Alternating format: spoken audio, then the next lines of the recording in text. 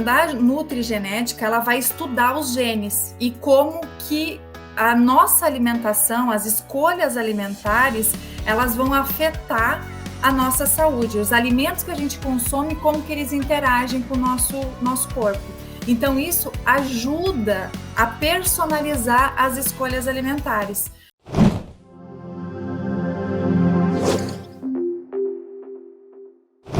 Embora os nossos genes, Fernanda, eles desempenham esse papel significativo na constituição, né, de nós, da nossa saúde, eles não são a única influência que a gente tem. A chamada de atenção é o ambiente que a gente vive, né, onde a gente está inserido, os nossos hábitos do dia a dia, os hábitos que a gente adota na nossa vida, como a nossa dieta, né, escolha alimentar, exercício físico, tantos outros fatores que muitas vezes são desconsiderados no nosso dia a dia, eles também desempenham um papel fundamental na nossa saúde, no nosso bem-estar.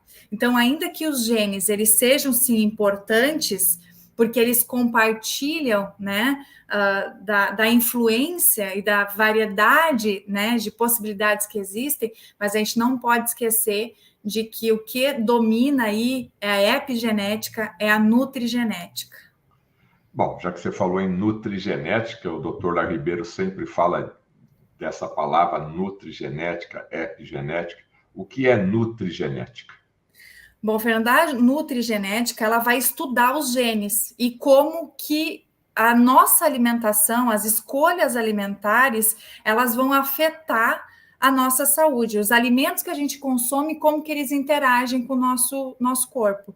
Então, isso ajuda a personalizar as escolhas alimentares, para que a gente tenha uma melhor saúde.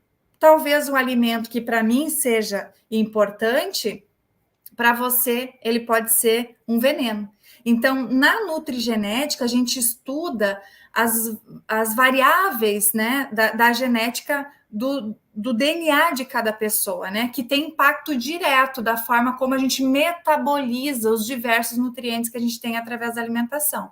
Então, a gente vai conseguir entender que cada paciente, ele vai ter uma característica específica, uma orientação específica baseada, então, naquele perfil genético daquele paciente. Por exemplo, eu posso usar a epigenética para determinar a escolha alimentar para cada indivíduo que tem uma predisposição genética a uma alergia alimentar.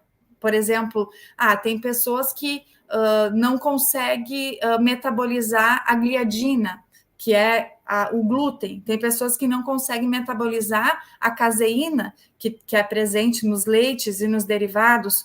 Ou então uma pessoa pode ter deficiência de uma vitamina específica.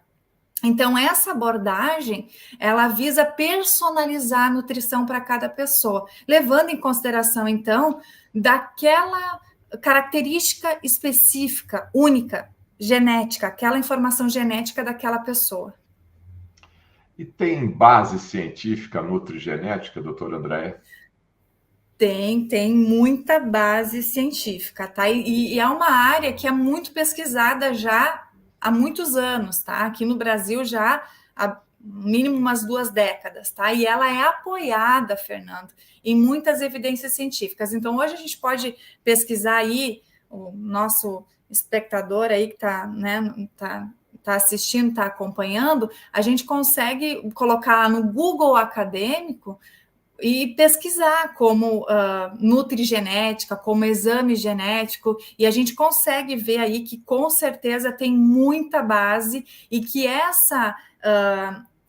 esses artigos científicos que têm investigado essa relação da genética do paciente, né, herança genética com a nutrição, ela tem trazido aí uma base sólida com bastante eficácia que a gente consegue ver quando a gente consegue introduzir isso no dia a dia do nosso paciente através da nutrição.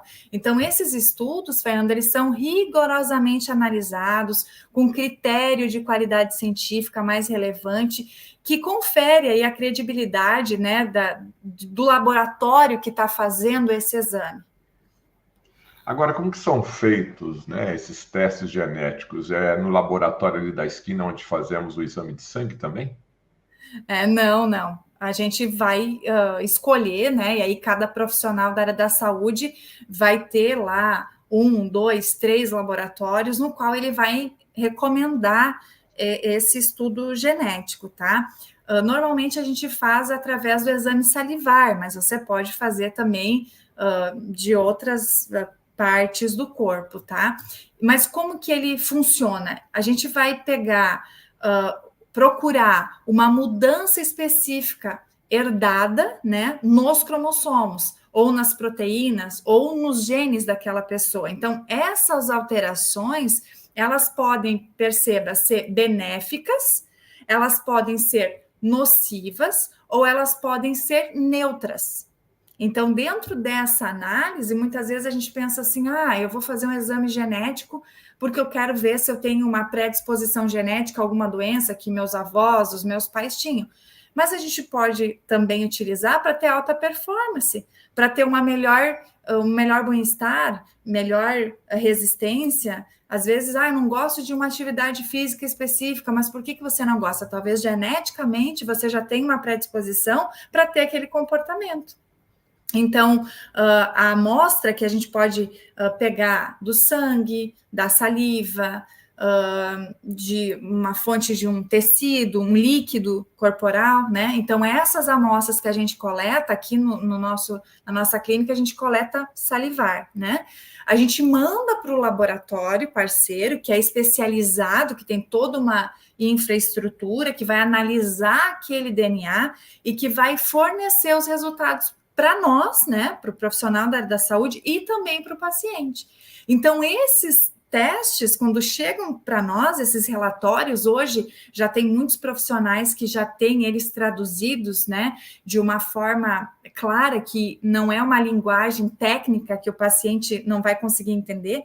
Hoje já tem muitos laboratórios que se preocupam em traduzir de uma forma que o paciente, mesmo ele não entendendo da área da saúde, mas ele possa acessar como manual da vida dele, né? Porque ali está todas as informações que ele precisa e que ele consiga implementar na vida dele de forma prática aquelas referências que ele tem ali, né? Então não é só para diagnóstico de uma doença, para prescrição de algum medicamento específico ou para avaliar um risco de uma doença que pode ser herdada. Pode ser também para que eu possa viver melhor, que eu possa ter uma vida mais saudável, que eu possa ter uma vida mais leve. Entende?